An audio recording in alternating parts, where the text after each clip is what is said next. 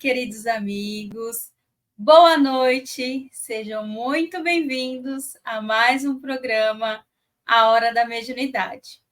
Hoje vamos trazer o tema animismo. Vamos trazer alguns exemplos dos fenômenos anímicos. Comigo está Marcos Sena. Boa noite, seja muito bem-vindo. Boa noite, Liliana. Boa noite, amigos. Vivaldo. Esperamos que estejamos iluminados para poder trazer aqui a mensagem espírita, trazer aquilo que Jesus nos ensinou com tanto amor e carinho. Esperamos que estejamos à altura para esse trabalho. Muito obrigado. Temos também Vivaldo Rocha. Seja muito bem-vindo. Bom dia, boa tarde, boa noite a todos, né? Porque o horário que as pessoas vão nos ver aí pode ser variado.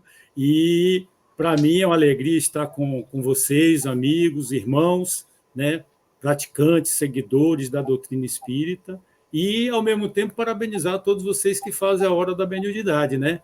É um programa que auxilia a tantos irmãos da doutrina e, especificamente, os médiuns, né? As pessoas que estão mais envolvidas com a mediunidade. E hoje eu espero, como o Marcos falou aí, que Deus nos ilumine, Jesus nos ilumine, para que a gente possa transmitir bons conhecimentos, boas práticas da doutrina espírita. Muito bom, meus amigos. Então, sem mais delongas, né? Vamos lá às nossas questões da noite. Vivaldo, a primeira questão, ela é para você. O que é animismo? Pois é, Liliana e amigos. O animismo, a palavra animismo vem de ânima ou de alma, né? E ele é uma concepção que atribui a existência de espíritos ou almas a diferentes elementos da natureza, incluindo objetos inanimados como pedras, árvores ou até mesmo artefatos criados por seres humanos. Isso é uma definição, a gente vai ver ao longo desse programa, que é uma definição de, tipo assim, de sempre da situação humana, né? Então, o animismo, a gente pode dizer que relíquias religiosas têm essa função, né, de a gente ter fé. Por exemplo, fitas do Senhor do Bonfim, a gente ter fé que aquilo ali, como se fosse um amuleto, né, como o próprio Aristóteles falou, né, pé de coelho, para dar sorte. Então, até hoje, a cultura, principalmente a cultura brasileira, ela tem também esse sentido, essa explicação para o animismo, no sentido de algo, né, material que vai dar sorte. E para os adeptos do animismo, porque existem os adeptos, esses espíritos são responsáveis por controlar os aspectos do mundo natural. Por exemplo, trovões, relâmpagos, terremotos. Isso, em algumas culturas, eles acreditam que existem elementais, né? E até próprios os antigos deuses gregos e egípcios, romanos, tinham alguma coisa a ver com essa questão do animismo da natureza, ou seja, eles acreditavam que a natureza tinha espíritos, tá?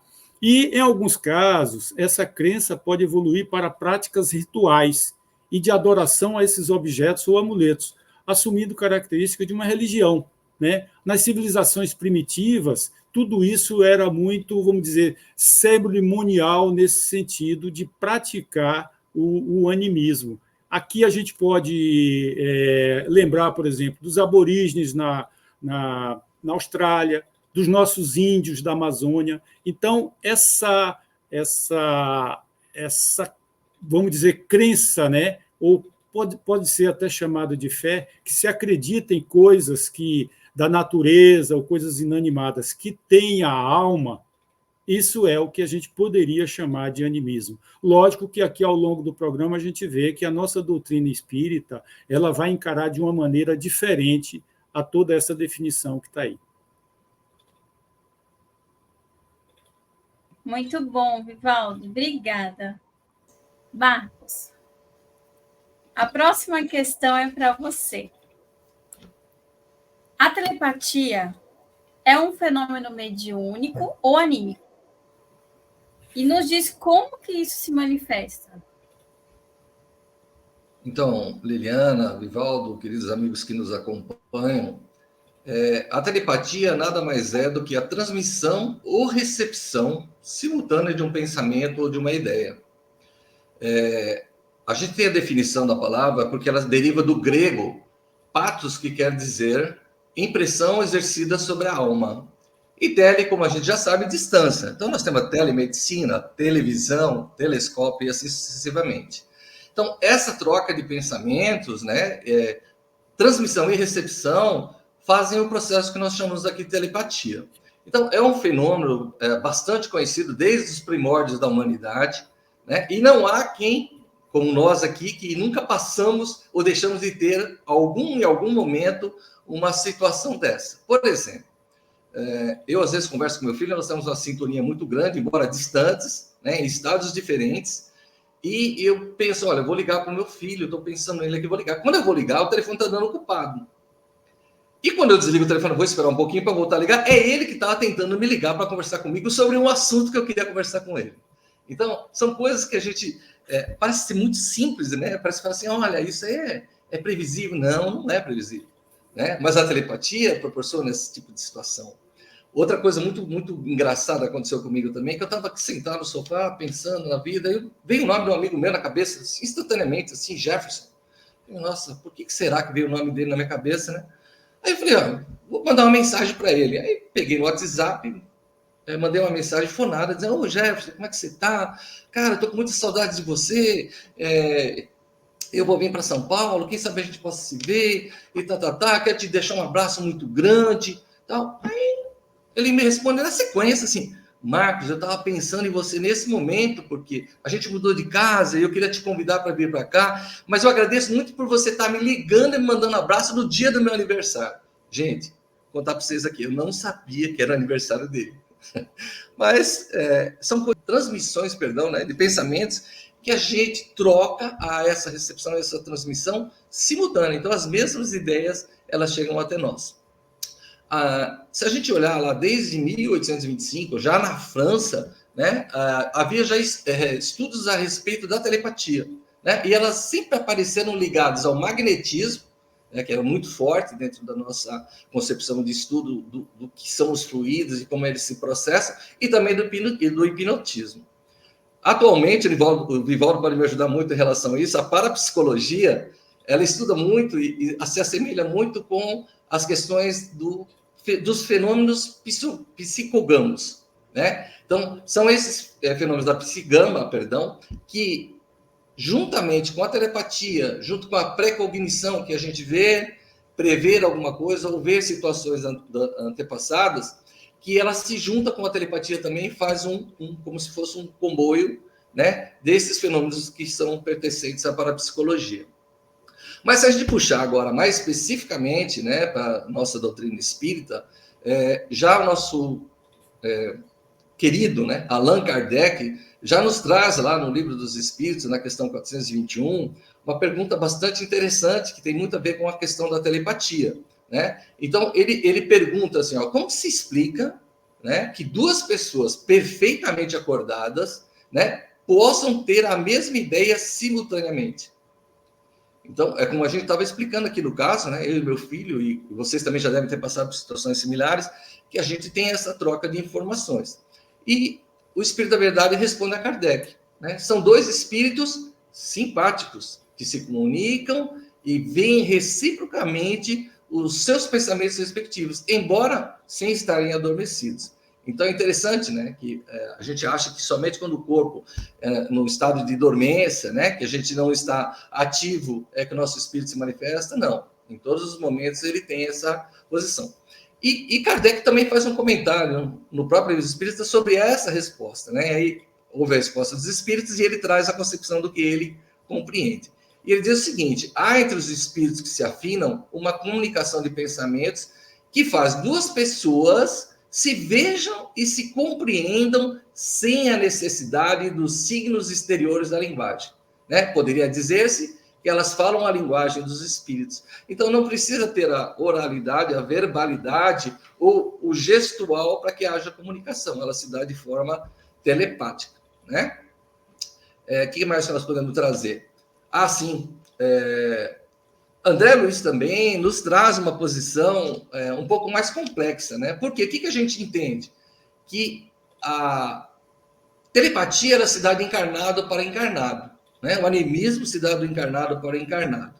E André Luiz já traz uma versão um pouco diferente dos domínios da mediunidade, que ele diz, olha, realmente evoluímos em profunda comunicação telepática com todos aqueles encarnados ou, diferencial, desencarnados que se afinam conosco. Então, acho que o Divaldo vai, inclusive, depois expor um pouco melhor sobre isso, mas a gente está dizendo o quê? Que a telepatia, enquanto um fenômeno anímico, e ele é um fenômeno anímico, ele se dá de encarnado para encarnado. Só que, né, a nossa própria cultura e a nossa doutrina de espírito já nos esclarece que, se um encarnado está em pensamento contínuo, simultâneo com outro espírito, e há essa comunicação, aí há o fenômeno anímico. Se houver intervenção de um médium ou com a influência do espírito, ele passa a ser mediúnico. Tá? Então, era isso que eu queria trazer para vocês nesse momento, né, em relação a essa questão. Fica à vontade, viu, Liliana? Marcos, muito bom mesmo. Vivaldo, agora é com você. Próxima questão. Por que, para a doutrina espírita, o conhecimento dos fenômenos anímicos são tão importantes? Pois é, Liliana. Parabéns, viu, Marcos? Excelente aí. A gente vê na doutrina espírita exatamente isso que você falou, né? A gente aqui, nós encarnados, é que precisamos da vocalização, mas nos mundos outros, não, é tudo por telepatia, né? É uma das formas de mensagem mesmo, de comunicação. Então, Liliana e amigos, o Marcos, olhe bem, entender o animismo na visão espírita é essencial para compreender os eventos anímicos, expressão da alma humana, e aprender a distingui-los da mediunidade. Isso é muito importante para o Espiritismo, porque os detratores do Kardec, através da ciência, através dos estudos que se fazia na época do animismo, procurava desfazer, desconsiderar, atacar a doutrina espírita. Então, o Kardec faz essa separação. E aí a gente vê o seguinte, que é isso mesmo, os fenômenos anímicos são diferentes dos fenômenos mediúnicos.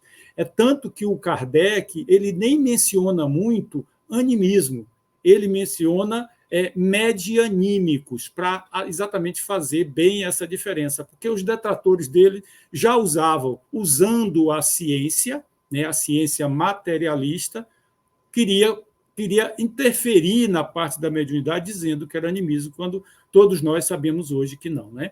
E o animismo é caracterizado por fenômenos psíquicos inconscientes se produziram fora dos limites da esfera corpórea do médium ou extramediúnicos, conforme descreve o cientista e filósofo russo Alexander Aksakov em seu livro Animismo e Espiritismo, considerada uma ótima obra e grande, porque ela tem 600 páginas sobre o assunto.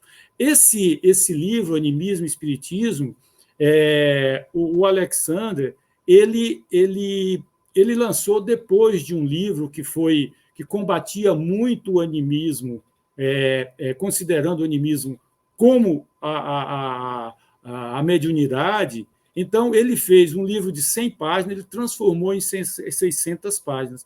E, recentemente, eu vi um vídeo onde um colega, se eu não me engano, um irmão lá do Paraná, ele disse que o Alexandre não precisava ter gasto essas 600 páginas. Era só ter lido a doutrina espírita, que ele ia se esclarecer tudo sobre animismo e o que era realmente mediunidade. E aí, meus amigos, eu, na bibliografia que eu consultei, eu vou agora relatar um fato para vocês sobre a imersão do passado, né? Porque, como está dito ali, né, a gente tem que ter esse esclarecimento, principalmente quem é médio, para que possa desempenhar a mediunidade de uma maneira mais correta. Então, lá no livro Nos Domínios da Mediunidade, né, na mensagem 22, Emersão do Passado, o André Luiz ele relata uma situação em que, numa reunião mediúnica, presidida pelo irmão Raul Silva, que era educador espiritual, 2 senhoras, seguidas pelos respectivos esposos, e um cavaleiro de fisionomia fatigada, integrava a equipe dos que receberiam assistência. Os médios da casa eram presididos por Dona Celina. Uma das senhoras, quando em processo mediúnico, ela começa a se manifestar.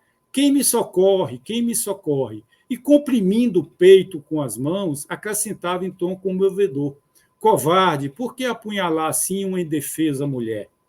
Serei totalmente culpada? Meu sangue condenará seu nome, infeliz. Raul aproxima-se dela e a consola. E aí ele diz: minha irmã, o perdão é o remédio que nos recompõe a alma doente.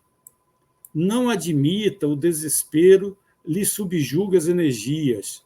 Guardar ofensas é conservar a sombra. Esqueçamos o mal para que a luz do bem nos felicite o caminho. Ouvidar, aí ela responde: ouvidar nunca. O senhor sabe o que vem a ser uma lâmina enterrada em sua carne? Sabe o que será, o que seja a calamidade de um homem que nos suga a existência para arremessar-nos à miséria, comprazendo-se depois disso em derramar-nos o próprio sangue? Aí Raul responde para ela e diz: sim, sim, ninguém lhe contraria o direito à justiça. Entretanto, não será mais aconselhável aguardar o pronunciamento da bondade divina? Esperar, há tempo não faço outra coisa.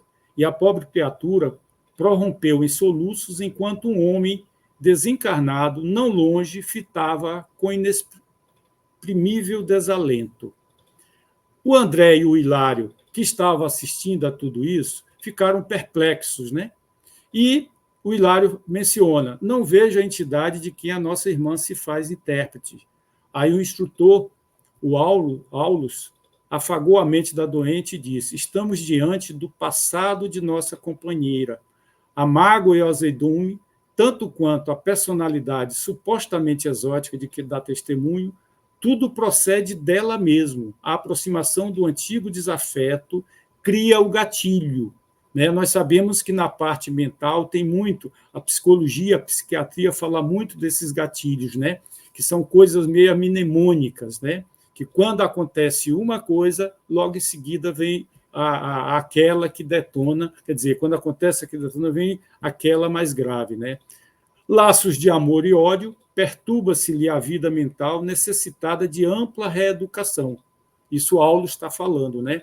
Sem dúvida, em tais momentos, é alguém que volta do pretérito a comunicar-se com o presente, porque, ao influxo das recordações penosas de que se vê assaltada, centraliza todos os seus recursos mnemônicos tão somente no ponto nevrálgico em que viciou o pensamento. Ou seja, é como se fosse uma fixação naquela situação, né, que traz dor para ela. Né? Para o psiquiatra comum, isso o Aulus falando, né, é apenas uma candidata à insulinoterapia ou ao eletrochoque. Entretanto, para nós, espíritas, é um enfermo espiritual, uma consciência torturada, exigindo amparo moral e cultural para a renovação íntima, única base sólida que lhe assegurará o reajustamento definitivo. E Aulus continua: mediunicamente falando, vemos aqui um processo de autêntico animismo. Nossa amiga supõe encarnar uma personalidade diferente, quando apenas exterioriza o mundo de si mesma, ou seja, existências passadas, né, que continua na memória dela, na consciência, na alma. Né? Poderíamos, então, classificar o fato no quadro da mistificação inconsciente? Isso pergunta o Hilário. Né? Ele diz: não, mistificação não. Mistificação é algo como querer enganar, mentir. E, no caso, não. Ela está falando a realidade dela. Né? A manifestação decorre dos próprios sentimentos de nossa amiga. Aulus continua: estamos perante uma doente mental, requisitando-nos o maior carinho para que se recupere. Nessas circunstâncias, é preciso armar o coração de amor, a fim de que possamos auxiliar e compreender. Um doutrinador sem tato fraterno apenas lhe agravaria o problema, ou seja, aquele que não tivesse conhecimento desse animismo da nossa amiga médium, só faria algum tipo de brincadeira, de chacota, de querer desfazer dessa relação que a nossa irmã estava tendo, né? Primeiro é preciso remover o mal, para depois fortificar a vítima na sua própria defesa. Felizmente, o nosso Raul assimila as correntes espirituais que prevalecem aqui. Então, ele é um enfermeiro ideal, ou seja, uma pessoa preparada para cuidar dessa nossa irmã. E Hilário André, edificados com os ensinamentos ouvidos, perguntou respeitoso: e podemos considerar médium mesmo assim? Aí o Aulius: como não? Aí vem uma frase muito interessante. Um vaso defeituoso, com paciência e amor, pode ser consertado e restituído ao serviço. Ou seja, é uma das nossas irmãs médiuns que necessita primeiro de um trabalho próprio dela para ela poder desenvolver melhor a mediunidade. Naturalmente, agora, a paciência e a caridade necessitam agir para salvá-la. Ela representa milhares de criaturas aos nossos olhos. Quantos mendigos arrastam na terra o esburacado manto da fidalguia efêmera que envergaram outrora? Tudo isso dentro da alma de cada um desses nossos irmãos, né? Quantos escravos da necessidade e da dor trazem consigo a vaidade e o orgulho dos poderosos senhores que já foram em outras épocas?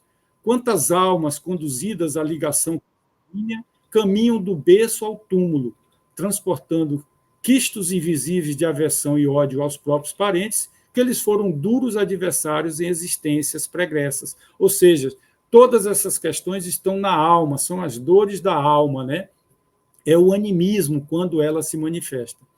Nessa altura, o Raul Silva, na condição de hábil psicólogo, convidou a doente ao benefício da prece. Competia a ela suplicar ao céu a graça do ouvido.